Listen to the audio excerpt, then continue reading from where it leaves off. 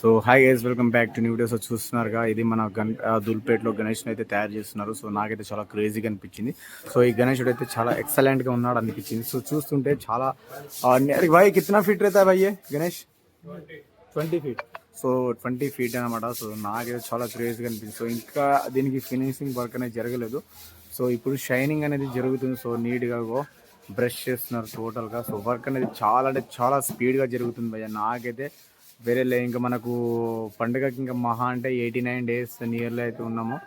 So ఇంకా 2.5 మంత్లో మనకు ఇంకా గణేశుడు అయితే ఇంకా ఉత్సవాలు జరుగుతుంది కాబట్టి సో ఇంకా హైలైట్ అనుకోవచ్చు. ఎందుకంటే ఇంకా జాతరని అనుకోవచ్చు. ఇంకా నెల రోజులు, వారం 10 రోజులు అయితే ఫుల్ పండుగ చేస్తాం. సో గణేష్లకు ఇష్టపడేటోళ్ళు చాలా అంటే చాలా మంది ఉంటారు. సో ఇక్కడ ధృవ్ కళాకారు దగ్గర అయితే ఇదేనమాట.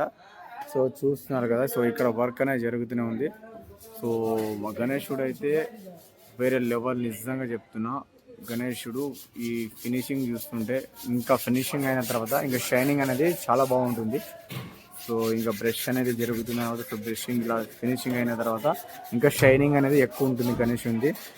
సో చూస్తున్నారు కదా, సో ఎంత పెద్ద గణేశుడు, 20 ఫీట్ గణేశుడు అంట. సో ఎక్సలెంట్ కదా భయ్య, నిజంగా చెప్తున్నా.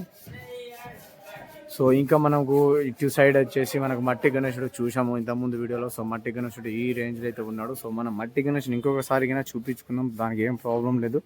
సో సో ధృవ్ కళాకార్ అంటే ఇంకా వేరే లెవెల్ అండ్ ఎక్సలెంట్ అని చెప్పుకోవచ్చు. చూస్తున్నారు కదా, సో ఇదే మన మట్టి గణేశుడు అనమాట. సో చూస్తున్నారు కదా, సో దానికి సంబంధించిన ఐటమ్స్ అన్నీ చూసుకున్నాము, చేతులు అవన్నీ. సో హైలైట్ అయ్యా నిజంగా. సో ఐ హోప్ నా వీడియో మీకు నచ్చినట్లయితే లైక్ చేయండి, షేర్ చేయండి, సబ్స్క్రైబ్ చేసేయండి భయ్యా. Thank you.